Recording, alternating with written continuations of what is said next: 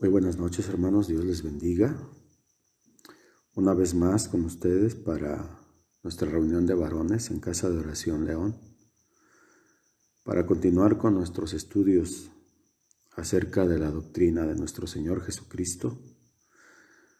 Y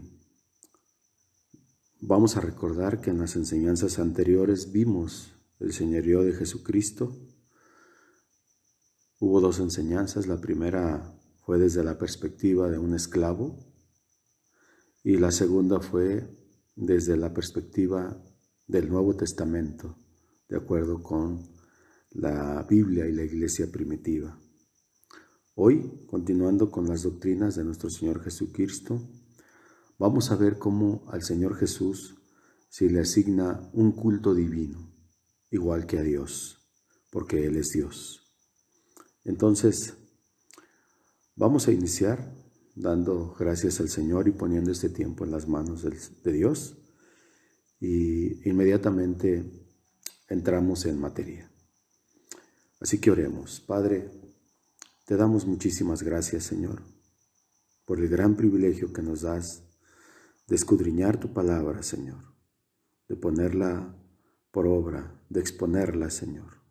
Ayúdanos, Señor, a que esta exposición sea de manera nítida, Señor, clara, como tú quieres que sea, Señor, de manera pura, Señor, procurando, Señor, que no sea alterada y que no sea interpretada, Señor, como un hombre común y corriente, sino de acuerdo a tu Espíritu Santo, Señor. Ponemos este tiempo en tus manos y esperamos que sea de una gran edificación, Señor. Y entendamos que reconocer a Cristo como Dios es asignarle un culto divino como Él lo merece y como tú lo mereces, Padre. Te damos gracias en el nombre de Jesús, esperando que esta enseñanza sea de gran edificación para nuestros hermanos, para que la puedan impartir a su familia, a su esposa, a sus hijos, y aún la podamos esparcir en la propia iglesia. Gracias, Padre, en el nombre de Jesús. Amén. Y amén. Muy bien. Las Escrituras reconocen que el culto se debe a Dios, es decir, solo a la divinidad. Por ejemplo, en Lucas 4:8, el Señor Jesucristo dice: al Señor Dios adorarás y a Él solo servirás. En el contexto de la tentación de Jesús, cuando el diablo lo tentó con los reinos de la tierra y le dijo: si postrado me adorares, a ti te daré todos los reinos de la tierra. Y Jesús le contestó: escrito está, al Señor tu Dios adorarás y a Él solo servirás. Cristo cita en esta porción de la palabra una paráfrasis de Deuteronomio 6, 13 y 14, que dice lo siguiente: a Jehová tu Dios temerás, y a Él solo servirás, y por su nombre jurarás. No andaréis en pos de dioses ajenos, de los dioses de los pueblos que están en vuestros contornos. Notemos cómo Cristo compara a Satanás con cualquiera de estos dioses menores que adoraban los pueblos paganos que habitaban en los contornos del pueblo de Israel. Entonces, Cristo le contesta a través de la palabra. Ahora bien, adorar o adoración es el acto mediante el cual se expresa reverencia, respeto, honor, amor y obediencia a Dios. En el Antiguo Testamento se utiliza la palabra shashash para indicar esta actitud con la connotación de postrarse, de arrodillarse o de inclinarse. En el Nuevo Testamento el término es proskuneo, que es reverenciar a una persona. Usualmente, el adorante baja la cabeza hacia el suelo, como lo hizo Moisés en el monte Sinaí, cuando Dios escribe las nuevas tablas de la ley en el Éxodo capítulo 34, versículo 8. O bien se postra en tierra como Job, en el libro de Job 1:20, en el contexto, cuando Job pierde sus bienes y sus hijos, dice que Job se levantó y rasgó su manto y rasuró su cabeza y se postró en tierra y adoró. Se postró en tierra y adoró.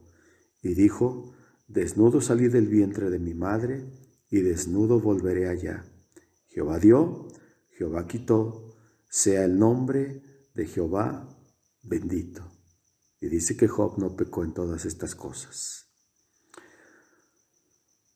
Por lo cual entonces muchas veces se usa la palabra inclinarse como el equivalente a adoración. Y la palabra de Dios nos dice que solo a Jehová se debe de adorar. Por ejemplo, en Segunda de Reyes 17, 35 y 36, en el contexto que dice que Asiria vuelve a poblar Samaria, dice que el rey de Asiria trajo gente de Babilonia, de Cuta, de Aba, de Amad y de Sefarmaín, y los puso en lugar de los hijos de Israel, y poseyeron a Samaria y a sus ciudades. Pero comenzaron a habitar allí, y no conocían a Jehová, y no temieron a Jehová. Entonces Jehová envió a ellos leones que los mataban. Así que dijeron al rey de Asiria: las gentes que tú pusiste en Asiria no conocen la ley de Dios de aquella tierra. Y él ha echado leones en medio de ellos, y los matan, porque no conocen la ley del Dios de ese lugar. Y entonces el rey de Asiria dijo: lleven allí algún sacerdote de los que trajeron de allá, de los cautivos de Israel, y habite allí, y les enseñe la ley del Dios de su país. Y vino uno de los sacerdotes que habían llevado cautivo de Samaria, y habitó en Betel, y les enseñó cómo habían de temer a adorar a Jehová, es decir, cómo debían adorar a Jehová. Pero dice que cada nación se hizo sus propios dioses, y los pusieron en los templos, en los lugares altos que habían hecho los de Samaria. Y dice que temían a Jehová, pero también honraban a sus dioses, según las costumbres de las naciones de donde habían sido trasladados, y lo seguían haciendo hoy como antes. Ni temían a Dios, ni guardaban sus estatutos, ni sus ordenanzas, ni hacen según la ley y los mandamientos que prescribió Jehová a los hijos de Jacob, al cual puso el nombre de Israel, con los cuales Jehová había hecho pacto, y les mandó diciendo: no temerás a otros dioses, ni los adoraréis, ni les serviréis, ni les haréis sacrificio. Mas a Jehová, que os sacó de la tierra de Egipto con gran poder y brazo extendido, a éste temeréis, y a éste adoraréis, y a éste haréis sacrificios. Así que este es el mandato del Señor. No se debe adorar a nadie más que no sea a Dios. De manera que la adoración y el sacrificio solo le pertenecen al Señor Jehová, al Dios Todopoderoso. Aún los ángeles obedientes a Dios no aceptan que se les adore.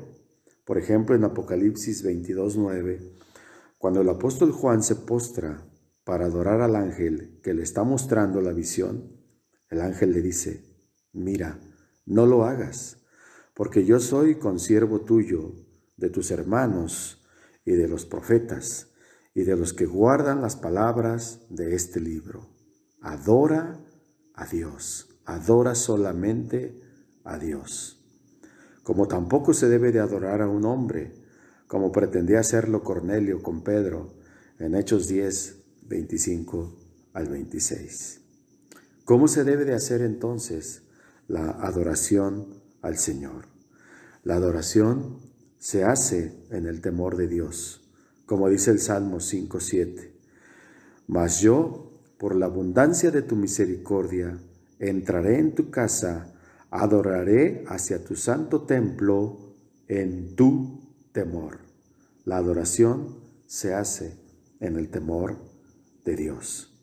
A Dios también se le adora en la hermosura de su santidad, como dice el Salmo 29:2.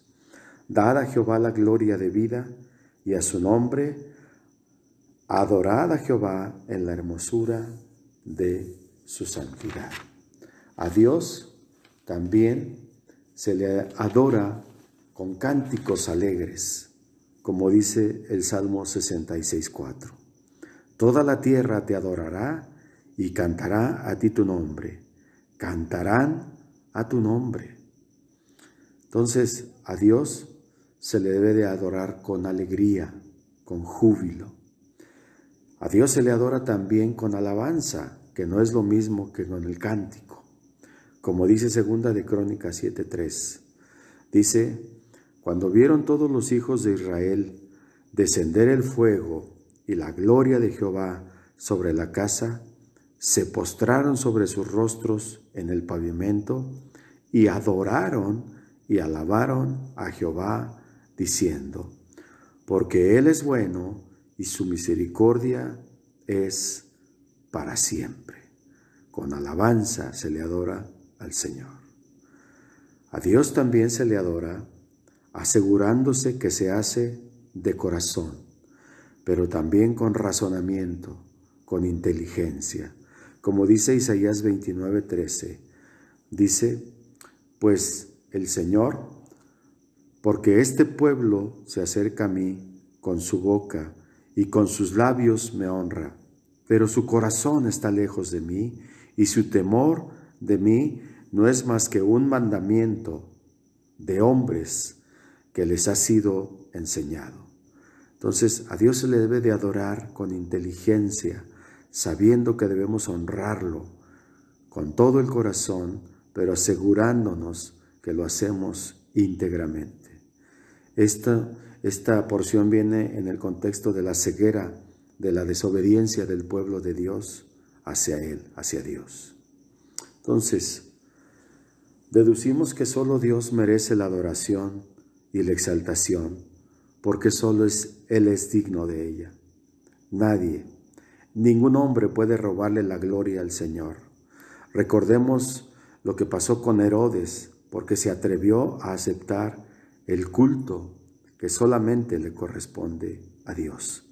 Esto lo vemos en Hechos 12, 20 al 25. En el contexto es precisamente la muerte de Herodes. Y dice así la palabra. Y Herodes estaba enojado contra los de Tiro y de Sidón, porque ellos vinieron de acuerdo ante él, y sobornado Blasto, que era camarero mayor del rey, es decir, era el tesorero, pedían paz porque su territorio era abastecido por el del rey.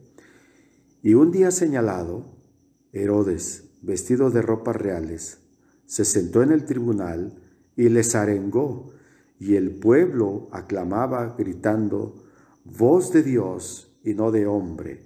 Y al momento un ángel del Señor le hirió, por cuanto no dio la gloria a Dios, y expiró comido de gusanos. Pero la palabra del Señor crecía y se multiplicaba. Veamos las consecuencias por querer robarle la gloria y la adoración al Señor. Cuando alguien quiere tomar su lugar, las consecuencias son fatales. Cuando dice que era un día señalado, era una fiesta en honor del jefe de Herodes, es decir, el emperador romano Claudio, vestido de ropas reales, según Flavio Josefo, dice que estaba vestido con un traje de plata. Entonces, esta era una fiesta 100% pagana. Se le estaba rindiendo honores a un hombre, a un emperador romano, y lo estaba haciendo supuestamente el rey de los judíos.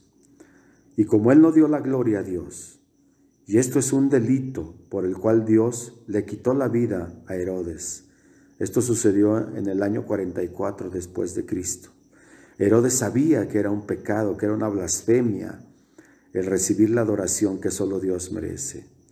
Y este es el mismo castigo que conllevaría la misma pena a todos los que en él sean hallados culpables.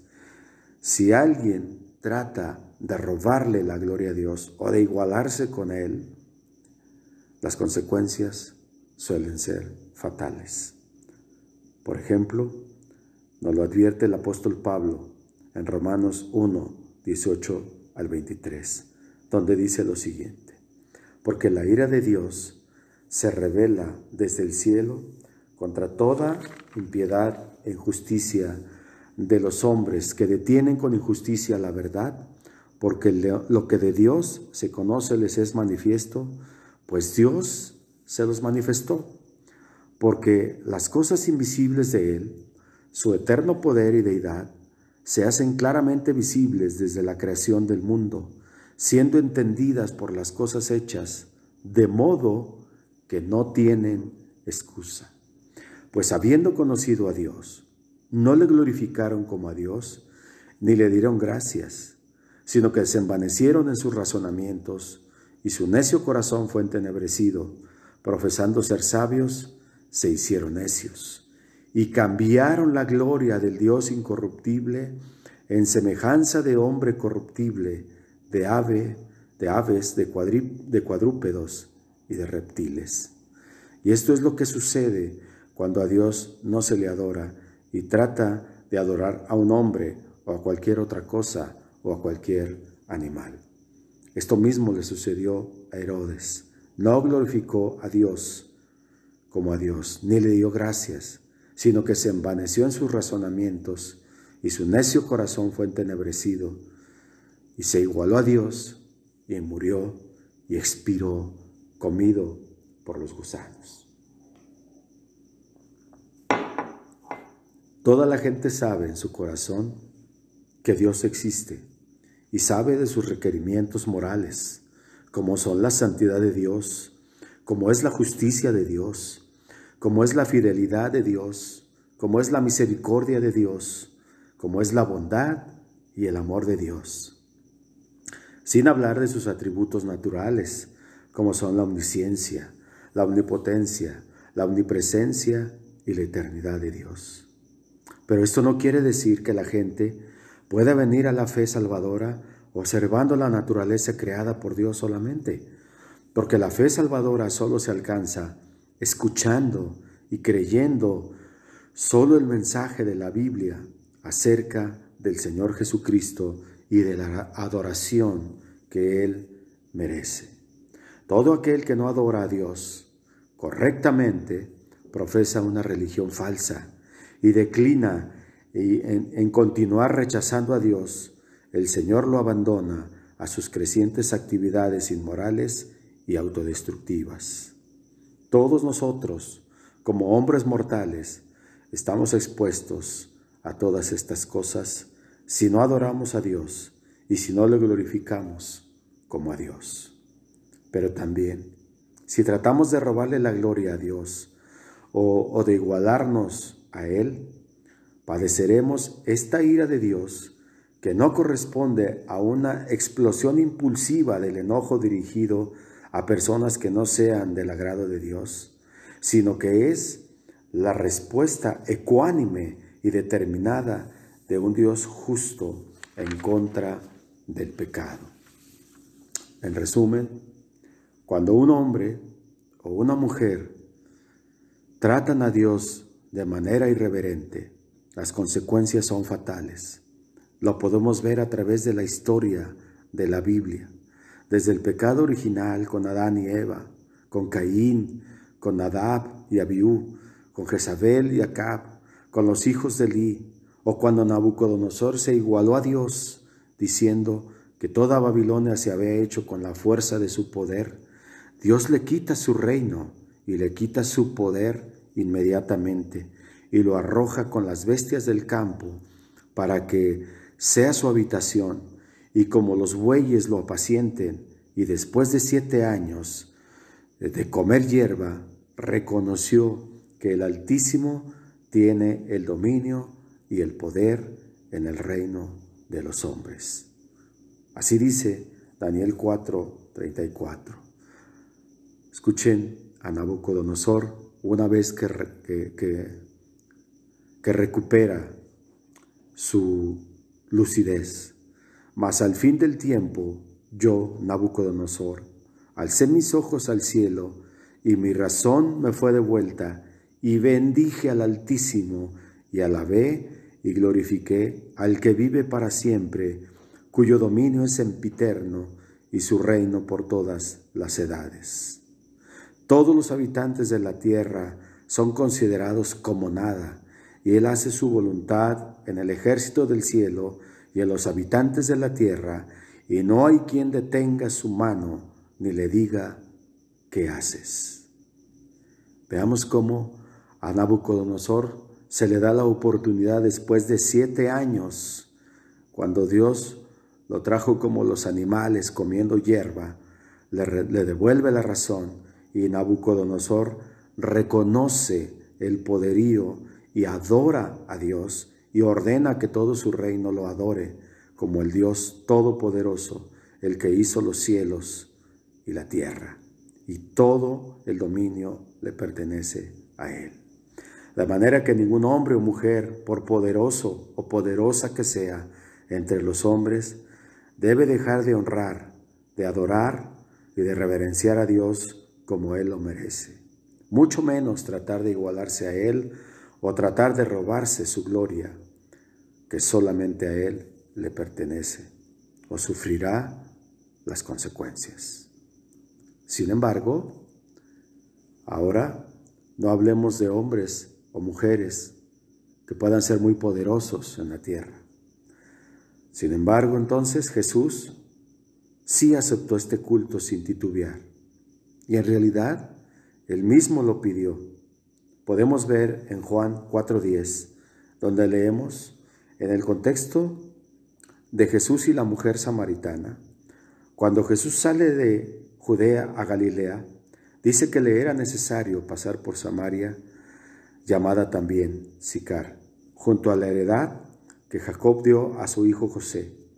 Y dice que Jesús, cansado del camino, se sentó junto al pozo, y llegó una mujer de Samaria a sacar agua. Y Jesús le dijo, dame de beber. Y la mujer le dice, ¿cómo tú siendo judío me pides a mí de beber, que soy mujer samaritana? Porque judíos y samaritanos no se tratan entre sí. Y respondió Jesús y le dijo, si conocieres el don de Dios, ¿y quién es el que te dice? ¿Y quién es el que te dice, dame de beber? Tú le pedirías y Él te daría agua viva. Y Él te daría agua viva. Hagamos énfasis en esta frase. Y la mujer le dijo, Señor, no tienes con qué sacarla, y el pozo es hondo. ¿De dónde pues tienes el agua viva? ¿Acaso eres tú mayor que nuestro padre Jacob, que nos dio este pozo, del cual bebieron él, sus hijos y sus ganados? Y respondió Jesús y le dijo, cualquiera que bebiere de esta agua volverá a tener sed, mas el que bebiere del agua que yo le daré, será en él una fuente de agua que salte para vida eterna. Ok, hasta aquí. Cuando Jesús menciona el agua viva, el Antiguo Testamento brinda el trasfondo de esta frase y tiene un trasfondo y un significado metafórico muy importante en Jeremías 2:13. En el contexto de la queja de Dios contra Israel, el Señor le dice a su pueblo, porque 2 cosas ha hecho mi pueblo. Me dejaron a mí fuente de agua viva. Escuche, Jehová es fuente de agua viva. Y cavaron para sí cisternas rotas que no tienen agua, que no retienen el agua. Los judíos habían sido desobedientes por haber rechazado a Dios. Y de hecho, los profetas del Antiguo Testamento esperaban un tiempo en el cual saldrán de Jerusalén aguas vivas. Entonces, el agua viva significa la presencia de Dios y significa también la palabra de Dios. Zacarías 14, 8 y 9 dice: acontecerá también en aquel día que saldrán de Jerusalén aguas vivas, la mitad de ellas hacia el mar oriental y la otra mitad hacia el mar occidental, en verano y en invierno. Está hablando de la dispersión de la palabra, está hablando de la evangelización. En el versículo 9 dice: y Jehová será rey sobre toda la tierra, y en aquel día Jehová será uno, y uno su nombre. Entonces, la metáfora del Antiguo Testamento hablaba del conocimiento de Dios y de su gracia, que provee limpieza, vida espiritual y el poder transformador del Espíritu Santo, como dice Isaías 1, 16, 18. Y Juan aplica estos términos a Jesucristo como el agua viva que simbolizaba la vida eterna. Por eso Jesús le dice a la mujer: si conocieres al que te dice, dame de beber. Jesús está reclamando adoración para él. Entonces Juan aplica estos términos a Jesucristo como el agua viva que simbolizaba la vida eterna, comunicada por el Espíritu Santo y concedida por él, por el mismo Señor Jesucristo, como lo revela el versículo 14 de Juan 4. Dice: mas el que bebiere del agua que yo le daré, no tendrá sed jamás, sino que el agua que yo le daré, está hablando del agua viva, será en él una fuente de agua que salte para vida eterna. Así que durante la conversación, el Señor le describe su vida a la mujer samaritana y una clase acerca de la adoración. Y la mujer le dice: sé que ha de venir el Mesías, llamado el Cristo, y cuando Él venga nos revelará todas las cosas. Y Jesús le dijo: yo soy el que habla contigo. Entonces, Jesús declaró con franqueza a esta mujer que Él era el Mesías, aunque no acostumbraba a hacerlo ante su propio pueblo, los judíos, cuya concepción del Mesías era más de índole política y militar.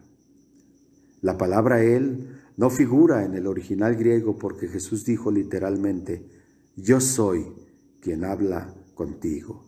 Y este yo soy hace alusión a Jehová. Yo, Jehová, yo soy el que soy. Y este es el punto central de la historia relatada en Jesús con la mujer samaritana. Entonces, Jesús aceptó el título de Mesías sin titubear, aceptando con este título un culto divino implícito cuando se le dice en el versículo 10, si conocieres el don de Dios y quién es el que te dice, dame de beber, tú le pedirías y Él te daría agua viva, entendiendo que Él era el Mesías, el esperado por el pueblo. Ahora bien, en Mateo 14:33, en el contexto, cuando Jesús anda sobre el mar y Pedro, después de caminar un poco sobre el agua y de dudar, Jesús extiende su mano y suben a la barca juntos. Y una vez que se calma la tormenta, dice en el versículo 33 del capítulo 14, entonces los que estaban en la barca vinieron y le adoraron, diciendo, verdaderamente eres el Hijo de Dios. Notemos cómo Jesús no rechaza la adoración de sus discípulos.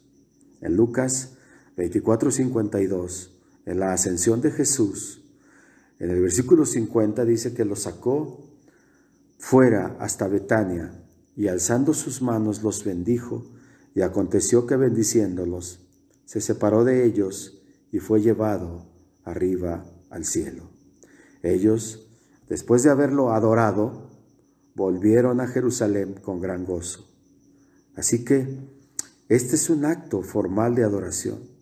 Una vez que Él abrió su entendimiento, pudieron entender toda la verdad de su deidad, libres de cualquier sombra de duda o de confusión. Entonces, formalmente ellos adoraron a Jesús. Una vez que Jesús ascendió, dice que ellos levantaron sus manos, libres de cualquier sombra de duda. A diferencia del pasaje de Mateo 28:17, cuando Cristo asigna la gran comisión, donde dice que algunos dudaron. Dice así la palabra: cuando le vieron, le adoraron, pero dice que algunos dudaban. Entonces, el homenaje que se rinde a Cristo en estas escrituras sería poco menos que una idolatría sacrílega si Cristo no fuera Dios. Parece que en Cristo no hubo la menor resistencia para aceptar tal culto. Por consiguiente, o Cristo fue Dios o Cristo fue un impostor. Pero nosotros sabemos que Él es Dios encarnado. Ahora, su vida entera rechaza la idea de la impostura. Fue Él, fue Cristo, quien dijo: a solo Dios adorarás. Y si Él no fuera Dios, no tenía el derecho de tomar el lugar de Dios. Dios mismo manda que todos los hombres adoren al Hijo como adoran al Padre. Como dice Juan 5:23 y 24, que todos honren al Hijo como honran al Padre. Hasta los mismos ángeles se les manda adorar al Hijo. En Hebreos 1:6 dice: adórle todos los ángeles de Dios.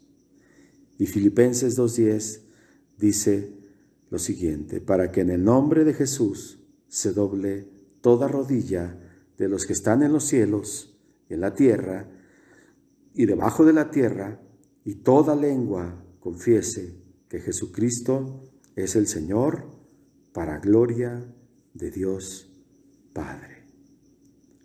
Vamos concluyendo. De manera que todo el universo inteligente es llamado a adorar a Jesucristo como Señor.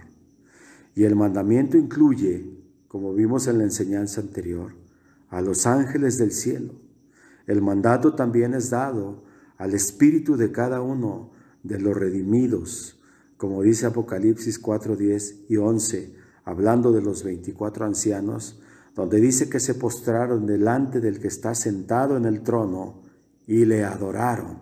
Adoraron al que vive por los siglos de los siglos, hablando de Jesús, y echan sus coronas delante del trono, diciendo: Señor, digno eres de recibir la gloria, la honra y el poder, porque tú creaste todas las cosas y por tu voluntad existen y fueron creadas.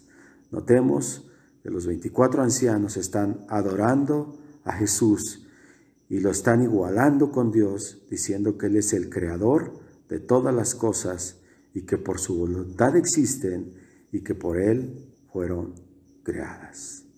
Así que el llamado para adorar a Cristo también es dado a los creyentes obedientes en la tierra, así como a los desobedientes y a los rebeldes también en la tierra.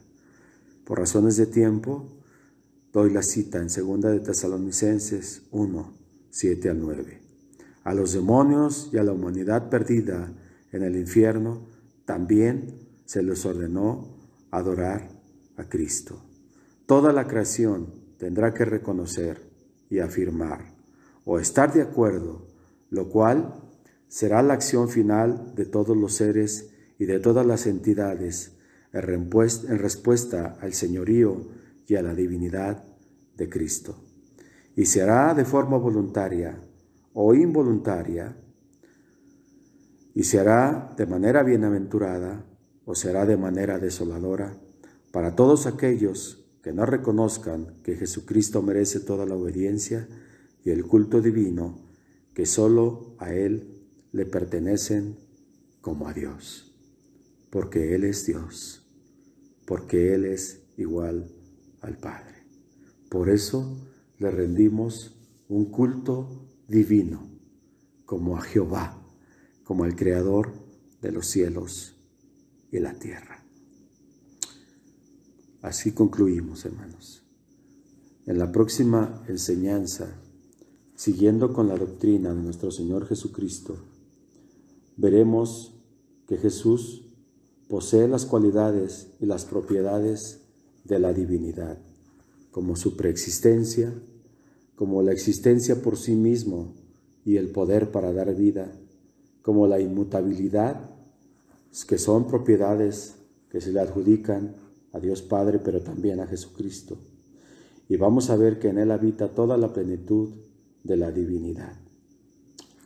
Así que por ahora damos por concluida esta breve enseñanza, esperando que sea de edificación para cada uno de nosotros y para que la enseñemos a nuestra familia, a nuestros hijos. La doctrina de Jesucristo es una de las doctrinas más importantes para la salvación, mis hermanos. Ojalá que todo mundo la escudriñara y se inmiscuyera con ella. Esperemos que así sea. Demos gracias al Señor por este tiempo y que haya sido de edificación. Padre, te damos muchas gracias, Señor, por el tiempo que se tomaron mis hermanos para llegar hasta este momento y escuchar el final de esta enseñanza. Te damos gracias, Señor, porque es un privilegio mostrar los grandes tesoros que tú tienes para cada uno de nosotros a través de estas doctrinas fundamentales, preciosas, Señor, para la salvación. No terminaríamos, Señor, de darte honra y gloria sabiendo que tú eres Dios, que el Hijo es igual al Padre y que todos debemos honrarles como tal. Te damos gracias, Señor, y esperamos, Señor, que nos des más hambre y sed de tu palabra para escudriñarla y que nos siga enriqueciendo, Señor, para poder enseñarla y mostrarla, Señor, a todos aquellos que no la conocen. Muchas gracias, Padre, en el nombre precioso de Jesús. Amén. Muchas gracias, hermanos. Dios les bendiga. Buenas noches y nos vemos en la siguiente. Hasta luego.